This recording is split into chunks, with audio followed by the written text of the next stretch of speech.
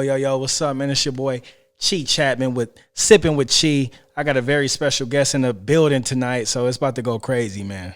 Let's get it, Chief. Let's go. Hey, I got my boy DEEJACK in the building, man. He's doing some real incredible things right now, but we'll get to that in a moment. But what we gonna do right now, we gonna talk about his upbringing, man. What's up? Man, hey, first off, y'all, hey, appreciate you having me on here, bro. And of course, man. You know we go way back, bro. You know that. Like two wheels on a Cadillac, baby. Hey, that part, fam. Yeah, man. So everybody who don't know me, DJ, go by DEEJACK24 on IG.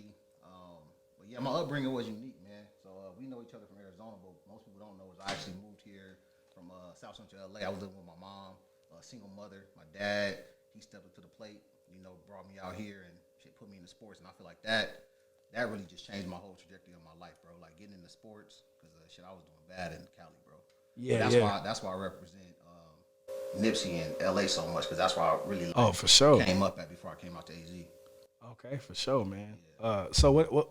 Tell me a little bit about the earlier days of DJAC before you came to AZ.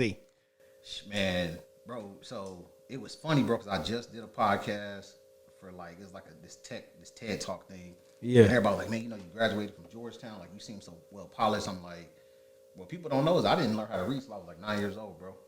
Like I was literally out in Cali on the bullshit, bro. But my mom was working 2 jobs.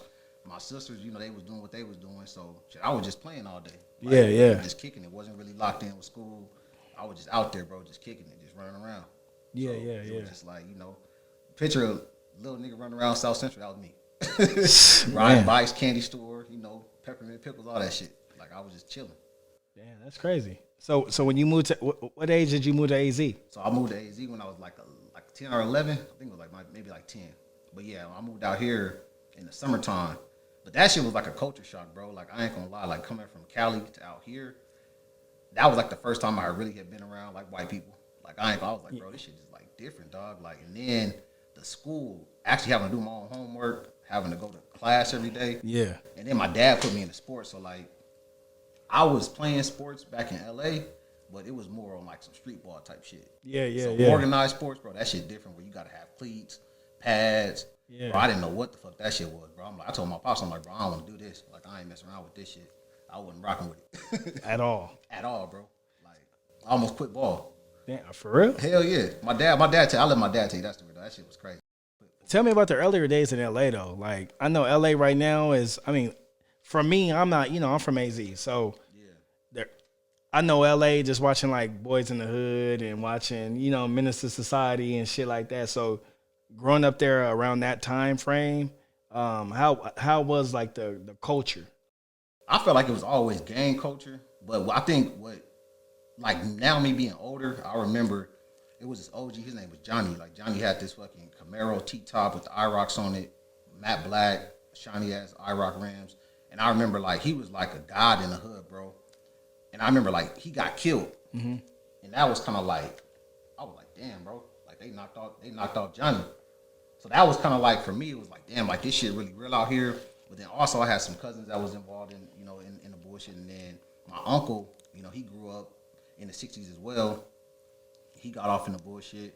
But like, I'm not gonna say all the stuff you see on the movies is relatable, but like damn near most of that shit is like close, bro. Cause I feel like when people think of LA, they think of like Hollywood and Beverly Hills.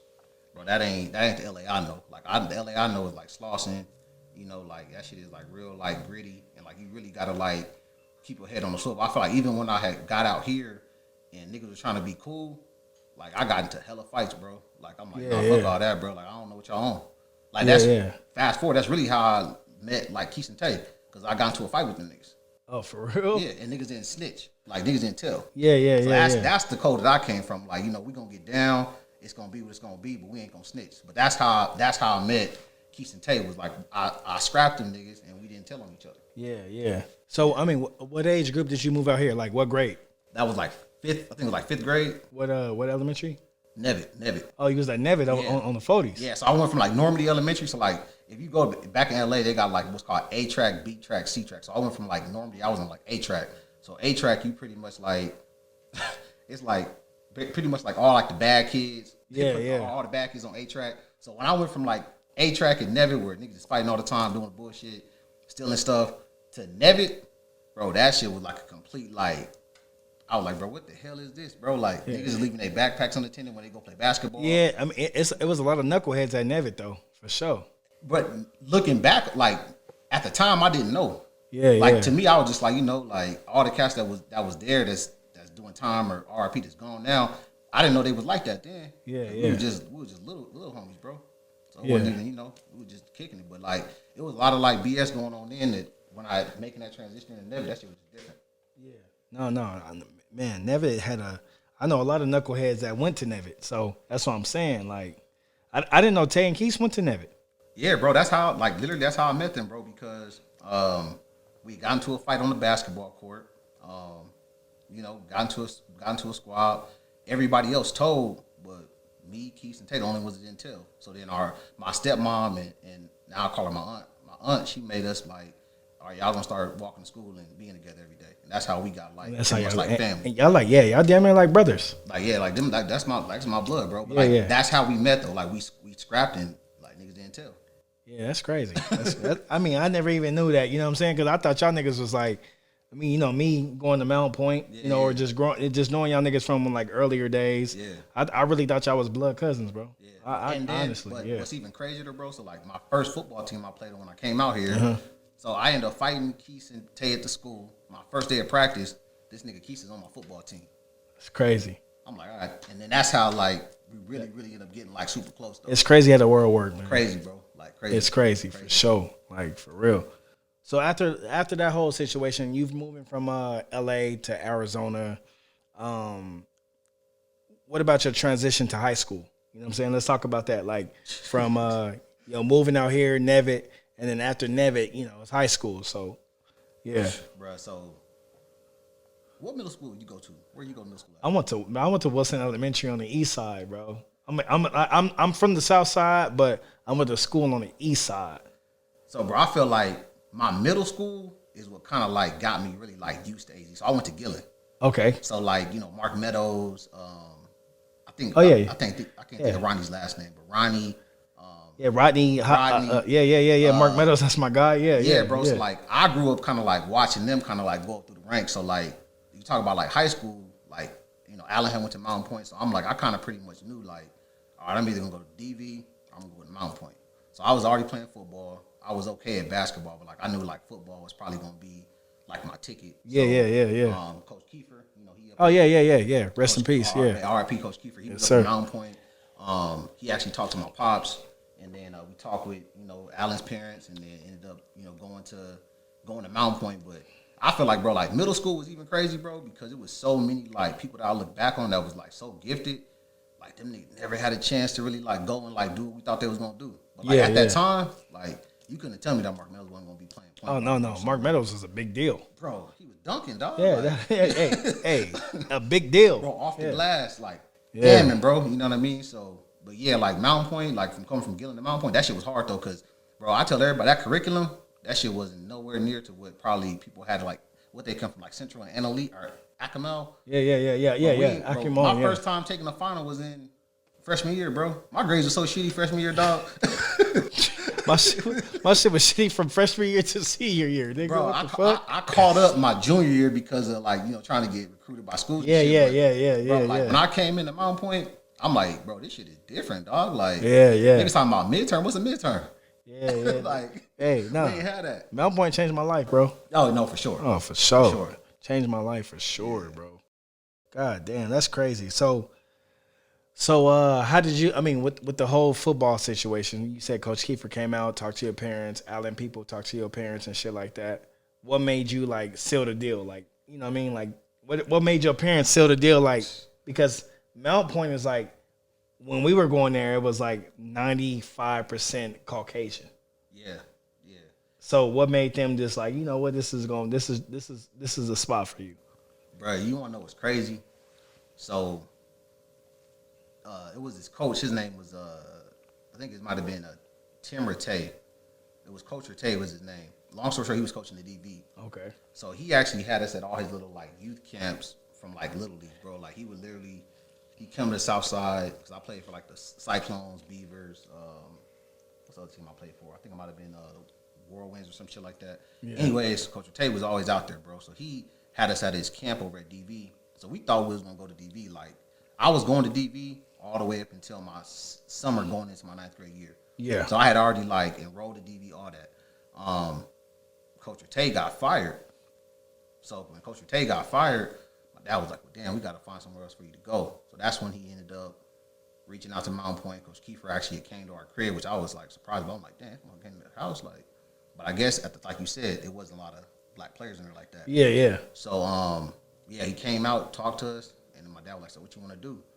And at the time, I was supposed to be looking at Chandler too, but I'm like, shit, bro. Like, really, I looked up to Allen. So like, Allen was like, I was like, bro, if I'm gonna go somewhere and I'm gonna try to go be like the next Allen Colbert. So like, Allen was up there doing his thing, balling, bro. No facts. Like, people can say what they want, bro. Like Allen probably, I done been a lot of levels. Allen probably the most rawest I seen in person, bro. Like from like bro, he was like Richard Sherman before Richard Sherman came around. Yeah. So ain't wasn't nobody messing with him. So I'm like, well, shit, Coach Kiefer investing in him. I told my pops, I'm like, hey, let's go fuck with Mountain Point. Yeah. Facts. I didn't know nothing about Mountain Point like prior to that. It was supposed to be Desert Vista this whole time. Yeah. That's what crazy I ended up at Mountain Point because that's our rival. Yeah. But y'all supposed to be a DV. Now, you made a wonderful decision, man. you met some good people up there. Some real ones up there. Oh no, facts, man. You know, for sure, man. So when you got to Mountain Point, tell me a little bit about Mountain Point. Tell me about the people you met, where you ended up after Mountain Point. Let's talk a little bit about that. Man, I feel like you remember Mountain Point, bro. Like, hey, I'm gonna give you some props right here on the podcast. Hey, bro, you was the flyest nigga at Mountain Point. Man, hey, appreciate that. All man. the J's. Had the drop top Mustang. Man, appreciate it, man. Hey, and you was pulling shorties and you didn't even play sports. That's how I knew you That's were real. Crazy, huh? That's bro, crazy. You had, bro. I had some. Yeah, you did. You had them too, though. You didn't even play sports, bro. That was the crazy part. Yeah. So while we was at the game, you was getting, you know what I'm saying, doing your thing. But yeah, bro. I remember my first day at Mountain Point. I remember walking in, like you said, seeing all them white people. I'm like, bro, this shit is gonna be real different. It's gonna be tough. It's gonna be tough. It's gonna be different. But sure. I think that's what really that's what exposed me to money though. Cause it's like it's money. Then you talking about like money, bro. Like some generational wealth type shit. No, for sure. That's when I was like, okay, this shit's a little different out here, bro. Like motherfuckers driving around in coupes. That's their first car. Yeah, that's so, crazy. Yeah. When I think back to Mountain Point, I think it taught me how to really like swim with sharks because you know you got to play that game. You play that game. Yep. I play that game, so it taught me that. But then it really just taught me the power of like networking, and then it just really opened my eyes and exposed me like, bro, it's people out here think they're getting it, but then there's people out here that's really like that's really next level type shit, bro. Like, for real. Going to them cribs, bro. I remember the first time I went to Matt Whiteside. Yeah. Matt Whiteside, that's my guy. Yeah. Bro, I went to Matt Whiteside crib. He had a kitchen upstairs. I said, "What is this?" Nah, facts for real. Bro, what is this? I'm like, okay, like this is something different. And again, like, you know, coming from LA, being in South Phoenix, and like it's like I done seen some stuff, but I'm like, bro, this is right here is just like it's different, huh? Bro, next level, bro. That's why I'll tell you right now, Chee, like I don't even realize what you did for the culture. You was really like putting on for the niggas at Mountain Point, bro. When you came up in that drop top Mustang, the red joint, on the 20s. Yeah, I appreciate it, fam. Oh, ridiculous. Yeah, you know, it's so crazy. Like I seen my brother Adam Hoffman, man. You know, Adam Hoffman is so like that's maroon Escalade. Yeah, he point colors on. Hey, I was like this. Adam Hoffman is like I got to step my game up. So when I seen Adam Hoffman just doing big things, and you stepped it. Yeah, you know, he come from that. He come from that. So I was like, man, fuck it. I'm about to kill Adam Hoffman, man. I'm gonna be the black Adam Hoffman from Mount Point. Hey, and when I seen him doing it, and I seen him doing it, I was like this, man. And it's always been like, I love him. You know, I haven't talked to him in a while, man. But that's my brother still. I was just always trying to, you know, honestly, I was always trying to keep up with him. Bro. I was always trying to keep up with him. But you know what though, Chee? I feel like I said, bro, forget them. Like we already knew, like. Cause I feel like it's like I be talking to some of them sometimes. They be so surprised that like we where we at. Oh man! Because we didn't have the tools and resources they had at all. Like they be looking at us like, bro, how y'all get to like you know what I'm saying? Bro, we done caught them and passed them. Yeah, and done lapped them a few times. Yeah, man. Like, how the hell y'all do that? But facts. Bro, I'm telling you, Chee, when you came up with that drop top joint, bro, and niggas could just be around that because like they wasn't rocking with us like that. Yeah, no, that's facts. No, you know what I'm saying? You telling the truth. You telling the truth. Letting us be around that, bro. that just did something different for at least for me. Yeah, yeah. I'm like, shit, my homie got the drop top over here with the 20s on it, bro. Like that's my dog right there. Yeah. And he was cool with it. He wasn't on no like being weird. Nah, never like, that. You know, we come from humble beginnings, bro. So when we seen each other, like when I seen you and Keith and Tay and Krishan, you know, Krishan, that's my dog. That's my little brother. Mitch, Will, Waves. You know, we all come up together. The whole home team. You know what I'm saying? Like, you know, we got home team from different high schools too. But at the end of the day, like, we was all together, bro. You know what I'm saying? We was all together doing the same shit, having fun, bro. You know what I mean? So man, it's amazing to see where we at right now, because at the end, I tell Q this all the time. I tell Q, I said, a lot of the you know, no disrespect to the Caucasian homies or nothing like that, but we're doing way better than a lot of them, bro. But you know what though, Chief? I don't even really compare our group to them. Yeah. Cause bro, we came up with a different code, bro. Like I feel like they was, if you look back on it, bro, like we was partying, but we wasn't out there like that at all. I feel like we kind of like knew, like, all right, bro, like what's our next play? They wasn't really thinking about that. So like, I feel like where we at right now, it's just the beginning, and it's like, bro, they gonna look back and like, damn, these motherfuckers really like they really out there doing something. You know, they really putting on. No. That's what we supposed to do though, because of where we started at. Oh, for real. Like, bro, I feel like we move like we hungry. Yeah. But like we so strategic with it, they can't calculate it, bro. At all. And it's so crazy because we come from like humble beginnings though. So a lot of us be like, we still praise each other. If you post something, I'm gonna repost it. Yeah. If Keith posts something, Tay, Q, and we can keep going down the line, we're gonna repost it because we support each other like that, because we sag together, bro. That's a lot of people don't like when I say we sag together is we came up together. You know what I'm saying? We came up together from like young bucks. You know what I'm saying? We from South Phoenix. We had a 95% Caucasian high school. So when we see each other making moves and doing major things, even if we're not doing major things, if somebody passed away in your family, we got to GoFundMe, we posting that too. You know what I'm saying? So it's just like we stick together no matter what the situation may be. So, and bro, to be honest with you, bro, I'm like, you know, we've been staying in contact for years. Yeah. Like despite of high school. You know, high school shit changed a lot of shit. Yeah. You lose contact with a lot of people, but for us to be keeping contact after all these years it's amazing, bro. But I feel like that just speaks to like our character, though. Yeah, you know what I'm saying? Like niggas ain't on no like, okay, what can you do for me? It's like we gonna get to that, but at the end of the day, it's like I feel like most of the time we hit each other up, we talk for like an hour, sometimes 2 hours, but we ain't talking about no business. Yeah, we ain't talking about no hoes. We like, hey, bro, how you doing? Yeah, and that's the thing we all need, bro. It ain't about like. That's what I like. That's the thing too with us. Like how we been in contact. Like, bro, how's your health? How's life? Bro, it's all about life stuff. Yeah. It ain't about how's everything going for you? So I love that we have that type of relationship, and I love that you here right now, and I love that we doing this podcast, bro. It's amazing, bro. Because we came along. We came from buying the junior bacon cheeseburgers from Wendy's, nigga. Remember, we used to be at Wendy's all the time buying them junior bacon cheeseburgers, nigga, for real. Hey, bro. Man, you know what I'm saying? There was some crazy times, bro. Yeah, for real. Pulling up there getting it done, though. Yeah, so after high school, you went into college life. Yeah. How was college for you? So, like, to backtrack, so I always thought I was gonna go D1. So, like, everybody, it's funny because everybody look at Tay like, they like, man, Taylor Ross, one of y'all crew in like football. Yeah. But like inside our circle, we like, bro, like shit. Everybody could have played in the league, but you know, Taylor one that got that shot and ran with it, which he should have done. But like during my junior year at Mount Point, I was getting recruited by like Washington. Like Washington was like one of the first Pac-10 schools that came to the school at the time that was like talking to me. Yeah. So like I'm thinking in my mind, I'm like, all right, I got Washington, I got Cal, I got Oregon. I had Boise State right when they was kind of coming up. But, you know, Coach Kiefer left. New coach came in. Coach Abedessa came in. So it was he just switched a lot of shit around. Calls, let her stop coming. So now at that point, I'm like, bro, fuck. I'm like, bro, do I even want to go JUCO? Yeah. Do I really want to do this shit? I'm like, man, I had some looks from like some D2 schools. So fast forward, I'm talking to my pops. I'm like, man, you think I should go JUCO, right? He's like, man, if you really want to play. Because I thought in my mind, I'm going to go league. I'm like, bro, I'm going to league for sure. Yeah, no, fact. Yeah. So my dad's like, man, if you want to do it, you're going to have to go the JUCO route. So I go the JUCO route. But I'm looking at the statistics like, bro, like this JUCO shit, bro. Niggas ain't really making it out like that. Yeah, yeah. But I also feel like, bro, it's funny how life work out, bro, because I feel like in high school, I feel like everybody that's good, you that dude. But, bro, when I got to JUCO, and it wasn't even D1, bro, I saw some dudes, dog, like that was, I'm like, bro, I might not be going to no league, bro.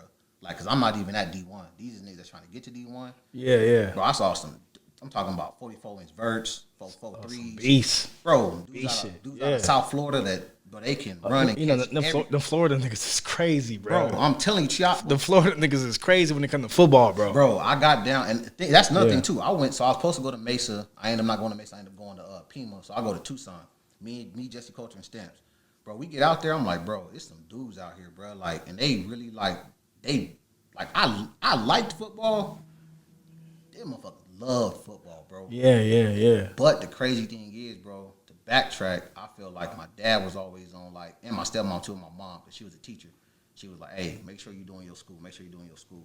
So, yeah, yeah. When I got to Pima, bro, one thing I noticed, and I was getting a lot of looks because from colleges that they wasn't getting, because my grades right. Most of them folks couldn't read, bro. Yeah, 18 years old. They can't read. They can't do math, dog. God damn. Bro, but they, in football, though, they get out on that field. Yeah. But it's a reason why they JUCO, though. Like, yeah. When you get to JUCO, bro, you going to see some, bro, next time you get a chance, go to Mesa or Glendale's practice, you going to see some dudes out there. I'm like, bro, what are they doing here?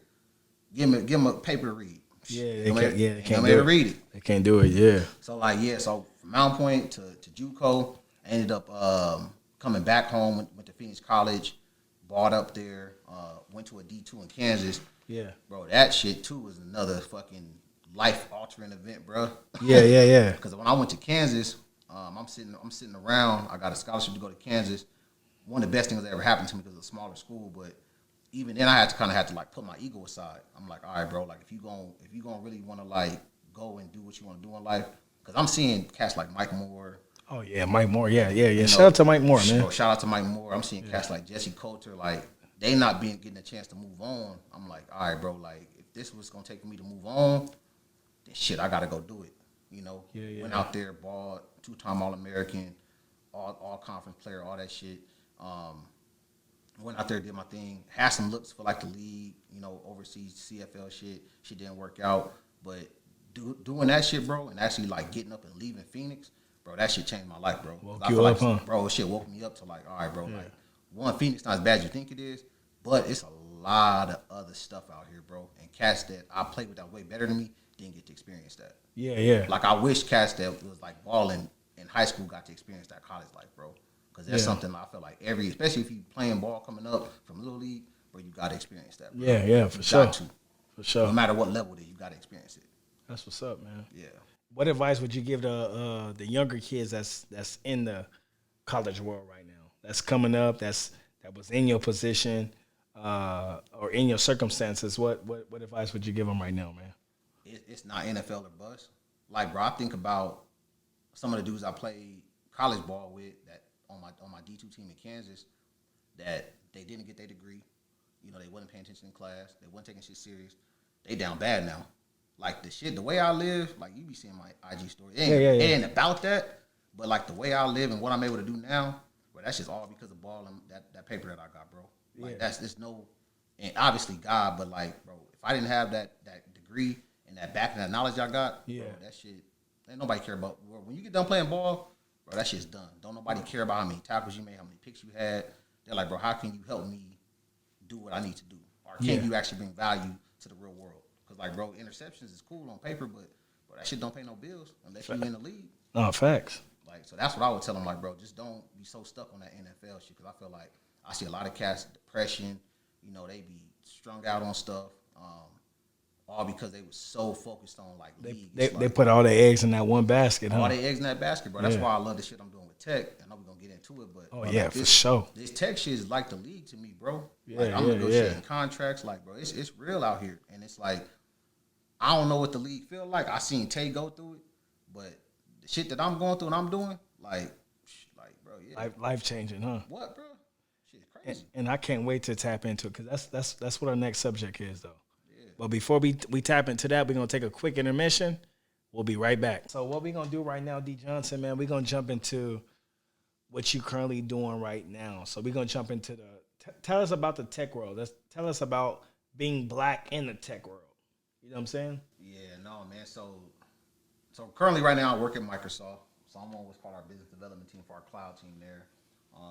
It's all different levels to the tech space, but I'm the highest of the highest you can get as far as like compensation, all that kind of shit is concerned. But on top of that, I sit on 2 boards. So I'm on the board for Blacks at Microsoft Group, also on the board for the entire Cal State computer science program. Then I run my nonprofit, which is called iTech. But being black in tech right now, bro, I feel like it's kind of like the wild, wild west. It's like a gold mine because after all that stuff happened with Breonna Taylor and George Floyd, Yeah. bro, like the government really kind of like hunkered down on like diversity and inclusion.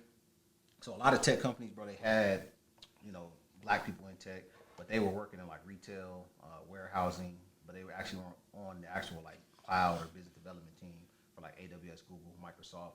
So the government pretty much just came to them like, hey, y'all need to get your numbers up.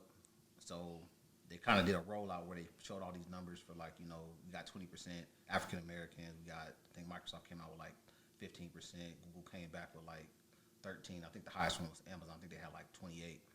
But then the government broke it down. It was like, okay, like there's people working for your organization. They're not specifically working in tech. Mm-hmm. So then they was like, okay, since y'all want to play, we need to see the roles that they have. So the different roles, so like it's like 60 through like 70, like the highest role you can get as far as tech and compensation. They're like, we need to see how many people you got that are in like high commission paying roles, that are getting bonuses, that are getting stock and equity in your company. And then we also need to see how long have you had them, how they got promoted, and have you been able to keep them. So that's what kind of like spun me off into doing like iTech, was because there was a need for people like myself to get into technology, and like really companies need it, bro. Like they looking for more like pipeline to hire more black people. Yeah, and like it's funny though, cause like I be talking to Keith all the time. He be like, bro, like you really like a black unicorn. I'm like, that's what they call me, bro. Like I'm like a black unicorn because I'm the only black person in my department. Damn. Only black person in my department. Like, which is like crazy. And then like even working at Microsoft, you would think we'd have more people. But I think we got like 200,000 employees. I think we only got like 2,800 that's black. 2,800? That's global. Yep. Damn. I mean, we'll get back to that right now. But how did you? Because I'm gonna talk more about blacks being more involved into the tech industry. How did you get involved? What made you jump to the whole the tech world? Yeah. So like for me, I was always I knew about tech. My dad had worked at Intel for a little bit before he worked for himself, so I kind of knew about technology. I wasn't really into like the code and software engineering. I don't know if you remember or not, but remember they had the like little computer club at Mountain Point? Yeah, I remember the computer club. I was in that shit secretly. Yeah. I would go to that on like our little like breaks or whatever. Like I forget what it was called, but doing our little intermissions where you're supposed to be doing homework. I was going doing that, so I was kind of always interested in tech. I'm like, damn, bro, this shit is like seemed like it might be the way. But oddly enough, bro, the dude who really kind of like showed me the way and taught me about it, I don't even know if you remember him, bro. He played basketball at Mount Point. And University of Phoenix, the online program platform? Yeah. It was his dad that helped start that shit. But he was in like software, technically at that time it was hardware sales. So I remember like bumping into him at one road game when I was playing basketball at Mount Point. And I'm like, yo, what do you do? Because he was always at the games. My pops, he got to work. Or my stepmom, she coming late to the games. But he was at all of our games. So, but he would always be on his phone and shit. So I'm like, yo, what you do for work? Like, I work in computer sales. Yeah. So from at like 15, I'm like, bro, when I get done doing whatever the fuck I'm doing, I'm going into tech sales. Like, that's what I'm doing. So, got done playing ball. I remember having his fucking phone number. Called him. He working at University of Phoenix. He's like, yeah, I can get you an interview. Got an interview. Got in there. That was like my first tech sales job. Doing 100 calls a day, selling tech search, bro. Yeah. On the phones. But I already kind of knew at 15 because, like I said, he was always at the games, bro. His son had the Infinity, like nice whips, cool crib. He was just free. Never had to be in the office, and that shit was intriguing to me. So that's how I kind of got into it. So that's how you got involved, right? Yep. Okay. Yep. I see a lot on your Instagram, man. You promote Google and Microsoft a lot. Tell me a little bit about the partnership, or if there is a partnership. Like, Yep. talk to me about that. Yeah, so I got my nonprofit iTech. So pretty much what iTech is, we have there's like it's two sides of iTech. We got the part for the little kids, which is like a STEM program. So I know coming up, even like on being in South Phoenix, LA, there was no actually access to like science, technology, engineering, and math. It was always like boys and girls club, sports type shit. But I went to Beverly Hills and they had what was called like a STEM center. So you can go in there and learn about robotics, esports, coding, software engineering, all for free. So Yeah. when I seen that, I'm like, bro, like, we need that for like our people. So I'm like looking around to see if it was anybody that was actually like doing that for us, and I didn't see it. I'm like, you know what, bro, like, look, I'm gonna start doing this. So literally started doing that for like the little kids. Started having people that was in college come to me. They was like, man, can you help me get a job in tech? Mostly black people. So started working with people getting them jobs in tech, bro. Fast forward to today, like we just did a deal with Microsoft and Google, so they pretty much gave us like money on top of resources. So we're gonna be doing field trips to the campuses worldwide. So really, what I want to do is try to go to every inner city, get them kids out on a field trip to take them to these headquarters. Because like Microsoft has a headquarters in Palo Alto. It's like 4.5 million, bro. It's like when you go in there, that shit is like Disneyland, bro, for tech. So I want to be able to get little black kids to see that, so they can kind of get off these sports and all that kind of stuff to see like it's a different path. Yeah. And then also with the recent college graduates, the kids that's coming out, like I know a lot of black athletes. We just talked about it, right? Like kids so stuck on NFL shit. Young black girls thinking they gotta pop ass on IG. Yeah, no, facts, no. So the nice thing about the partnership I got with Google and Microsoft is these certs that we got, bro. It's like a Google Microsoft search. We got over 1 million of them that you can come in under iTech. You can get your certification, get it cracking, and coming out of the program, the average salary is right around like $90,000 a year, and that's coming out of college and getting a cert, bro. Yeah, and like that's why I partnered up with them. So they giving us cash, but also they giving us access to their infrastructures and their resources. So you living good, famo? We doing all right, bro. No, you blessed. Hey, look, Chee, we ain't hungry no more. Hey, you be unblessed, nigga. Like, for real, We ain't hungry man. no more, man. It's good. So thank you. I appreciate that. Tell me about the whole Afrotech convention. Like, I mean, what's all the Afrotech about? Bro, so Afrotech, bro, I found out about Afrotech.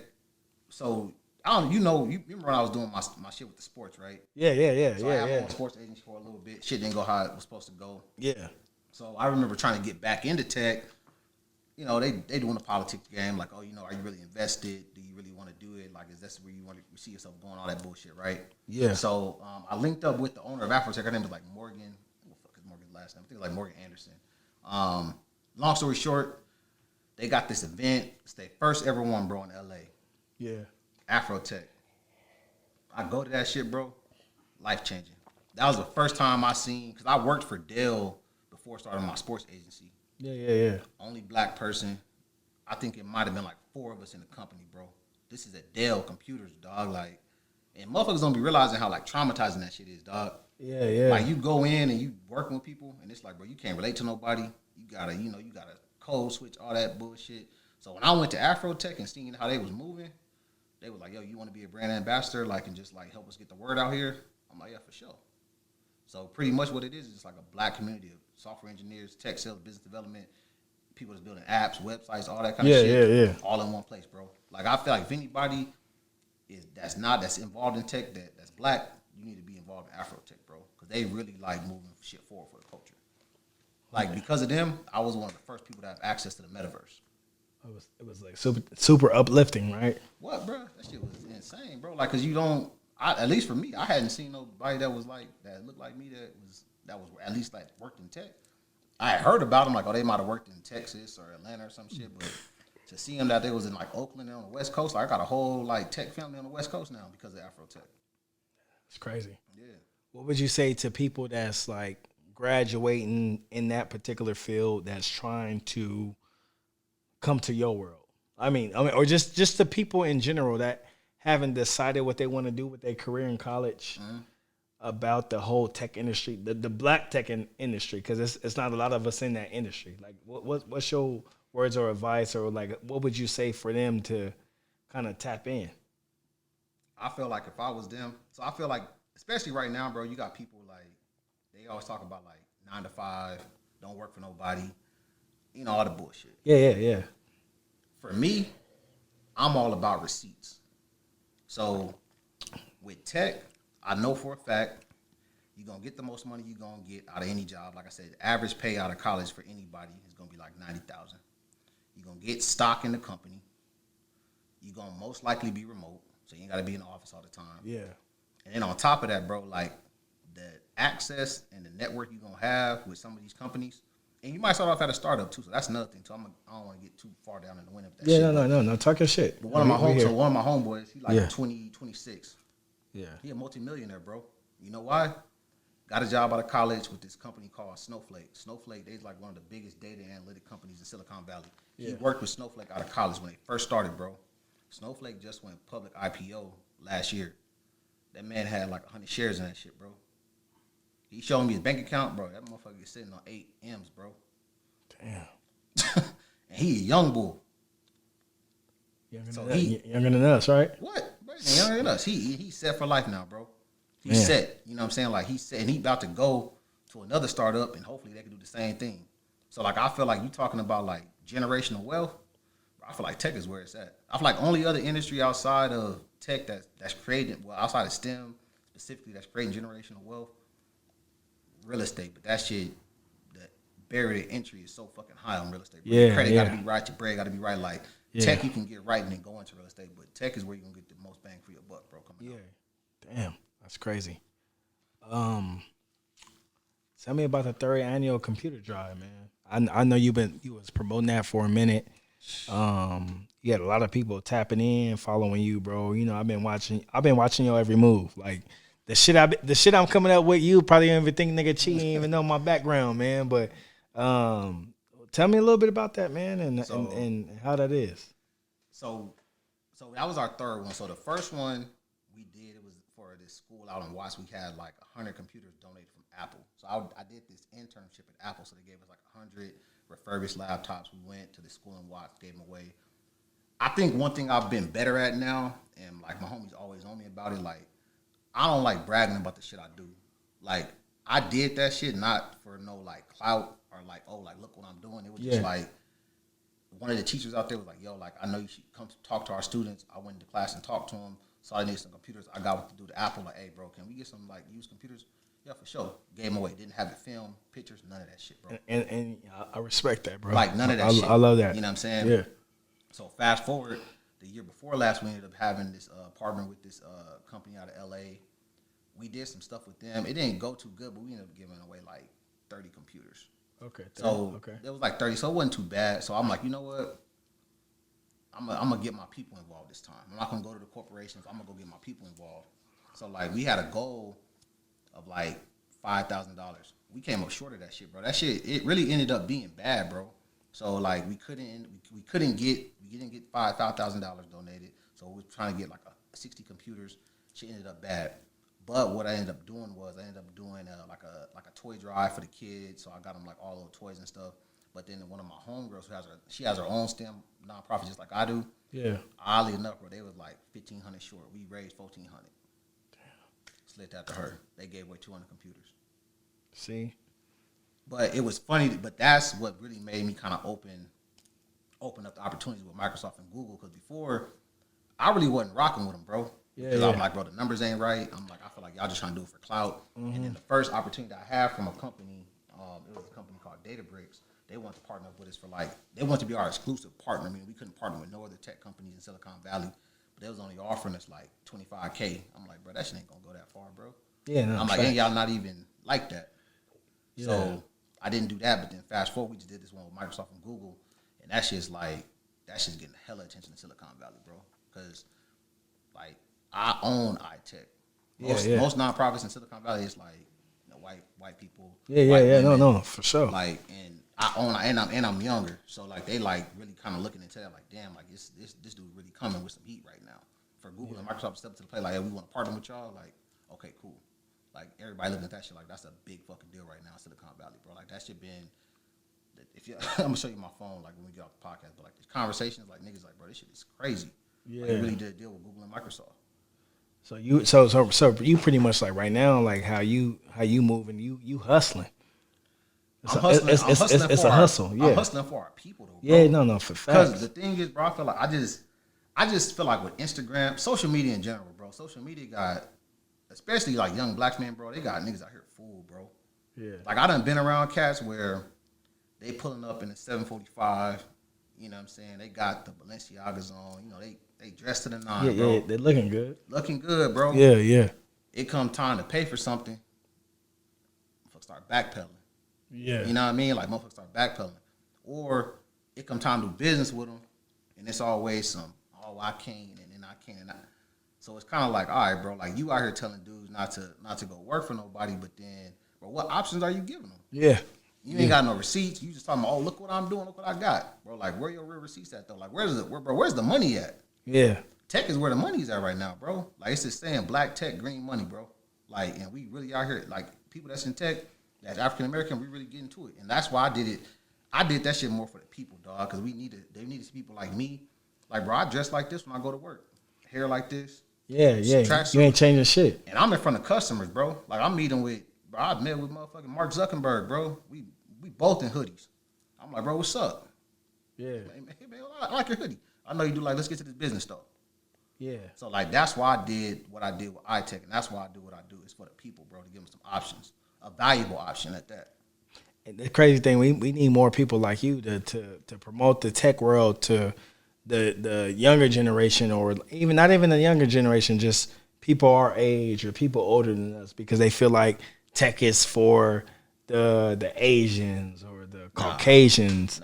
You know, it's for us all, bro. And I feel like a lot of people that's out there that's good at coding or that's good at whatever you do in the tech world, y'all gotta kind of like step it up and make it more presentable to the culture. You know what I'm saying? But the thing is, bro, I feel like when I look at like tech, and the reason why I love being in it, bro, is because, bro, tech is in everything we do, bro. Your phone, my watch, bro. Like think about it, bro. We got digital wallets now. Yeah. So, bro, if you could find a way to be involved in tech, bro, why not? Like, bro, everything you doing is already on your Netflix account, bro. That shit come from the cloud. Yeah. That shit ain't on no VHS or no DVD. Yeah. It's all from the cloud streaming. So I feel like if you know that's where the world going, bro, you might as well get a piece of it. Like, why not? And I ain't telling nobody to get in tech and like run with. Like, I know for me, like, this is what I'm gonna do. This is what I'm gonna die with. Yeah. If you don't want to do that, cool. But if you look into whether it be music, entertainment, whatever you looking to do, bro, get in here and get a bag real quick and invest in what you do and go make a play, and you can get up out of it. But I feel like if you get into it, you ain't gonna leave. Oh, facts. You ain't gonna leave. Facts. So what I want to do before we get into the next topics, I want to give a shout out to iTech. That's my brother right here. We'll have all the descriptions and the link below. Lolo's Chicken and Waffles. It no matter where y'all at, they everywhere. But in Arizona, Scottsdale, Gilbert, and Phoenix, Larry, that's my guy, man. And then, and then K-Dub Media, man, what's up?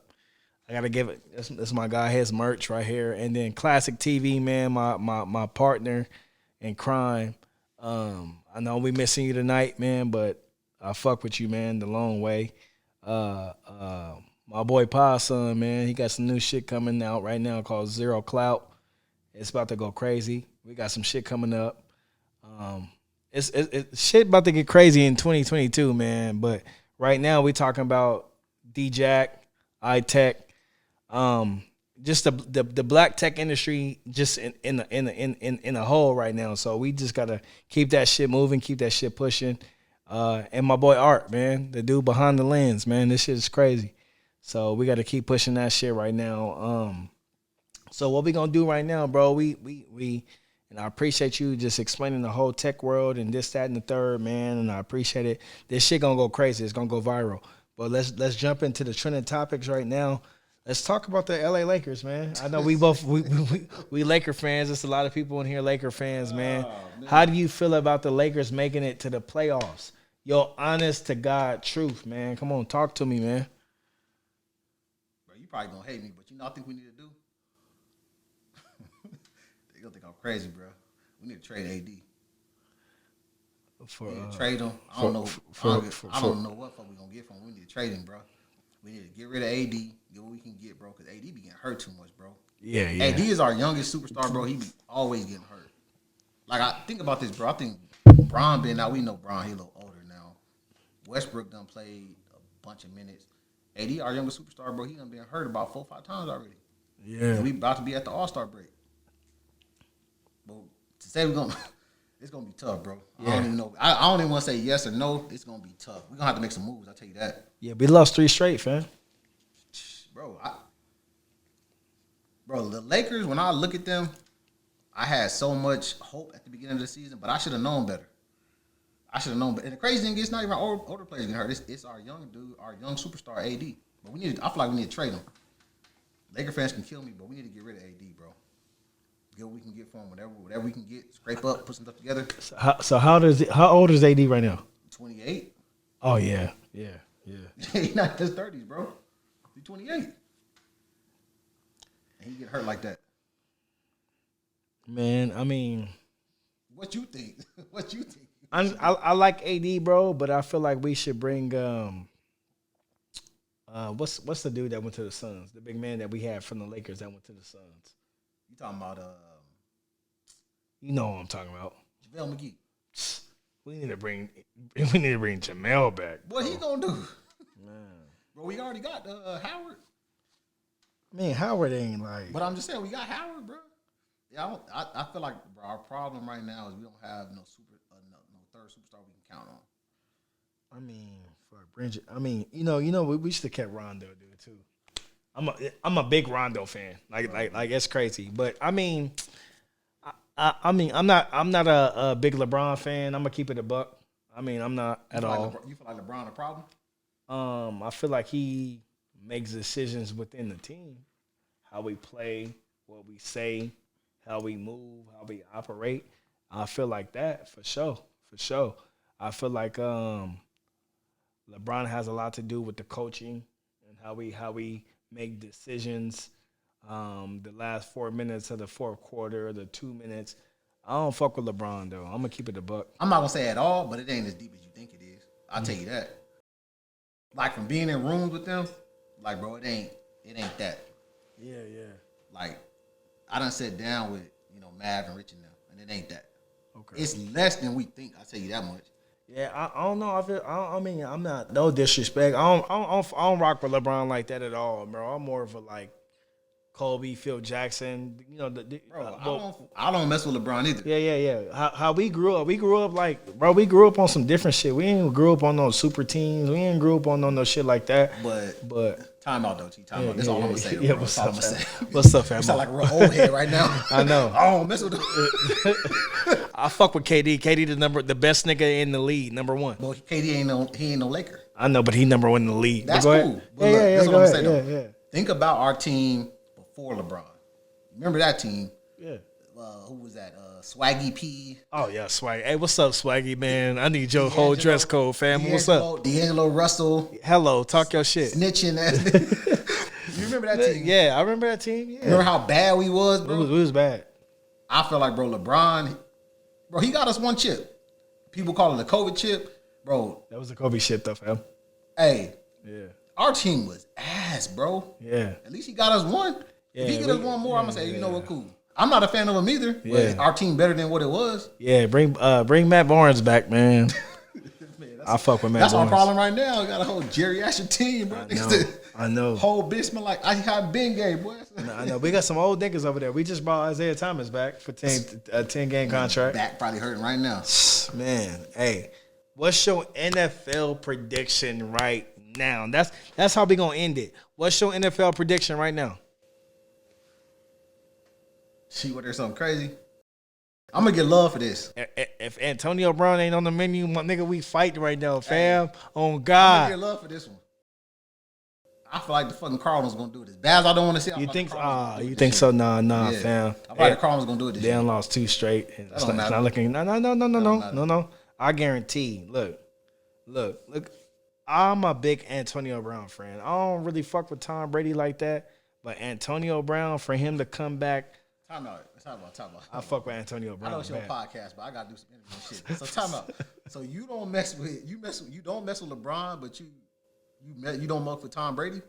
No, I don't fuck with Tom. I mean, I don't fuck with LeBron or Tom. Why not, bro? Why not Tom Brady?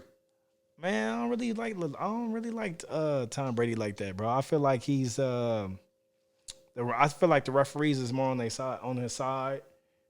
He can get any call he want. He can move the way he operate because he got them. So you think all them chips he got was because of referees? Pretty much, fam. I'm gonna keep it a buck. I know that's what we gonna disagree about. Bro, We're gonna disagree about. Well, There was some shit on the podcast that we was gonna disagree about, and this is what we disagreeing about, nigga. That For let me real. know you ain't playing no real football, bro. I never played football. Yeah, bro.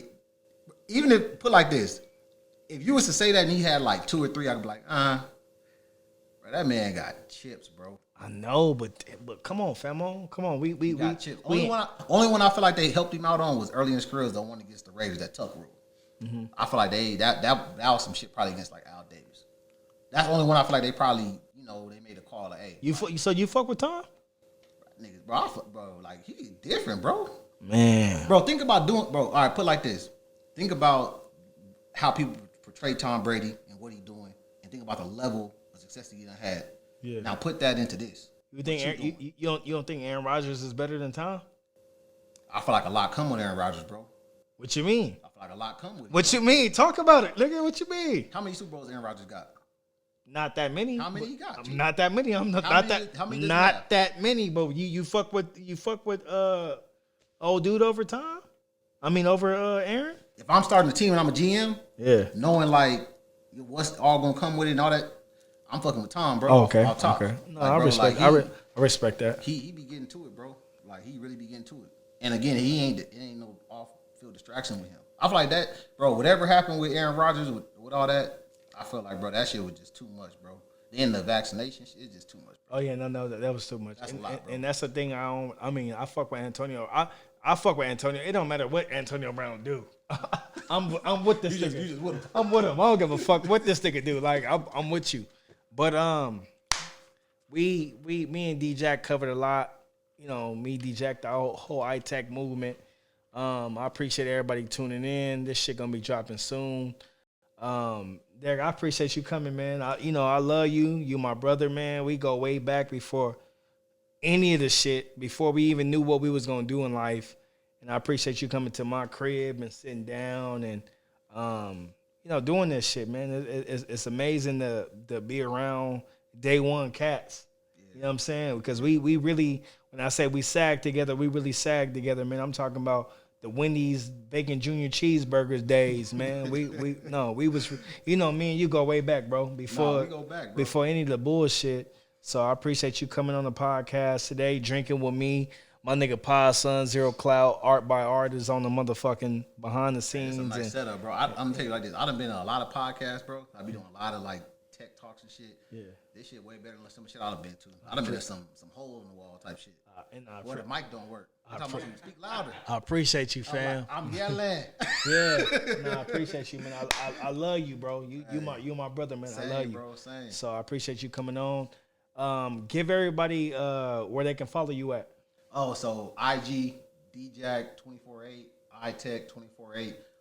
Anybody that's trying to get into the tech space, y'all can follow me on LinkedIn. It's Derek Johnson. Y'all can just type the name in, super easy, DARICK. And then if you want to get at me again, get at me at www.itech0.com.